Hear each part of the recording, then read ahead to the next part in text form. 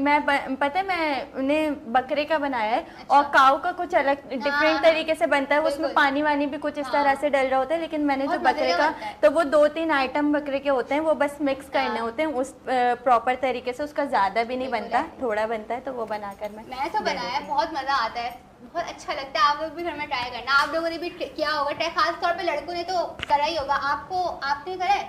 हाँ, बस बात नहीं। अच्छा जी, बात से बातें तो निकलती रहेंगी, बच्चे हमारे साथ जुड़े रहेंगे और आप हमारा शो देखते रहेंगे। हम चलते हैं छोटे से ब्रेक की तरफ, वापस लौट कर आते हैं। देखते रहिए हमारा प्रोग्राम बच्चे मन के सच्चे।